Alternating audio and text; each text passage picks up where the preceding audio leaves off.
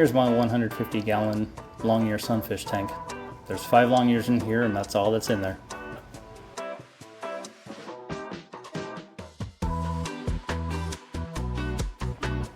And if you ask me, Longear Sunfish are the North American equivalent to discus.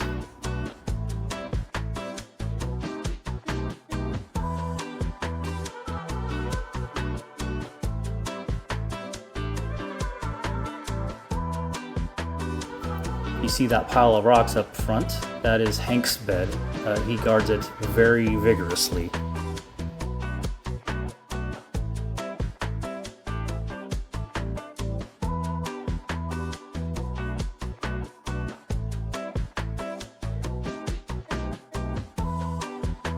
And what you just saw there was him fanning his nest. Now if he had eggs on there, he would be, oxygenating, keeping it clean. And that kind of behavior is one of the reasons why this is not a planted tank. Early on I tried sword, they dug it up. I've tried dwarf sage, they dug that up. I've tried stem plants, they dug those up. I tried Java fern in some of the crevices in the wood, they ripped those out. They do not like plants apparently. I do have a few pothos stems on the right side of the tank, and a couple of them have some pretty long roots now. It looks pretty decent. One of the Longears likes to hang out in there sometimes. There are actually 2 other beds in this tank, one to the far right of the tank and one to the far left, that are guarded by the next 2 largest Longears. And then the next to smallest likes to hang out inside that piece of wood on the right. And the smallest one, which I think might be a female, because I did see it and Hank doing a little mating spawning dance last year, but she spends most of her time underneath the log on the left, if that is a she. And not all Longears look like mine. These are the Ozark strain, I believe, which come from like the mountainous areas of Arkansas, kind of around there.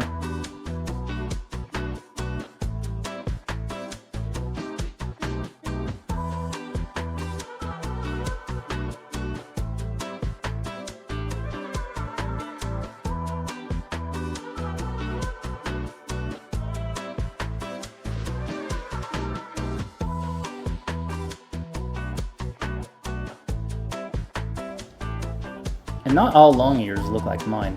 These are the Ozark strain, I believe, which come from like the mountainous areas of Arkansas, kind of around there. I've also seen a strain called the Central strain, which has a little bit more blue to it, kind of on the upper half of the body. And the Northern Sunfish, which is more along the northeast, I don't know if that's a Longear subspecies or not, but they kind of do have that look to them as well. I've seen some that they call the Texas strain, which are a little bit more bland looking. And these guys are not picky about anything. They will eat anything I put in the tank, which is great. And they are very food aggressive. As soon as I walk into the room and they know it's feeding time, they all rise up to the surface. And as soon as the very first morsel of food hits the water, I get splashed. There's a short somewhere on my channel that shows Hank splashing me. This is who I call 2, no original name. I just call him that because he's the second largest. He's number 2 in the tank. You could tell him by the little chunk of his tail that got taken out. I assume that was by Hank, letting him know who's in charge. If you ever see them side by side, Hank is still a little bit bigger. And yes, that is a piece of driftwood with rocks holding it down. And when I first got that piece of driftwood years ago, it took about 7 rocks. Now it's down to 3. And there's Hank running off one of the smaller mills. You can see 2 isn't near as territorial as Hank is. And right there you can see the difference in size between Hank and 2.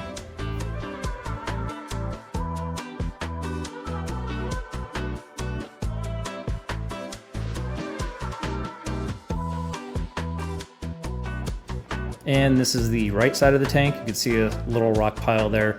Some of the rocks are underneath sands, but there is a rock pile there. And you can see some of the pothos roots hanging down from the top. And one of the other smaller, either the number 4 or number 5 Longear in the back, that's number 3 up front. You can also see a slight difference in coloration. The smaller ones, like number 3, 4, and 5, they seem to have a little bit more blue on them. Hank and 2 have a lot more red to them. I don't know if that's a sign of dominance or what.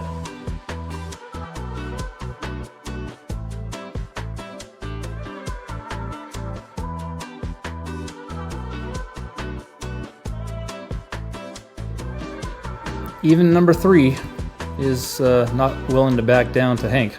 He's tough.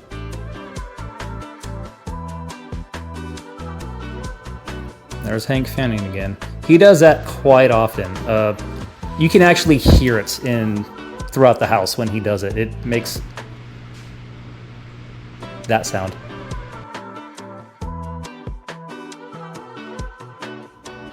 And this is a side view of the tank. You can see a nice little cave there underneath the piece of driftwood. It's only small enough for 3, 4, and 5 to fit in. It's too big for Hank and slightly too large for 2. I think that is 3 in there right now.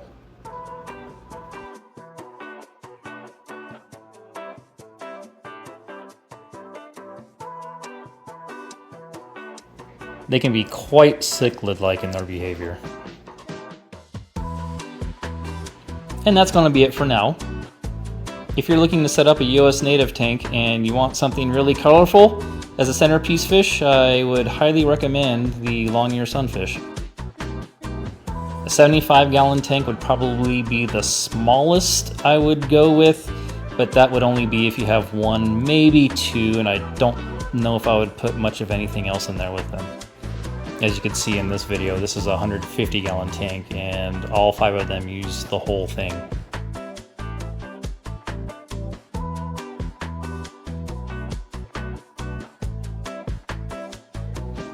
Thank you for watching.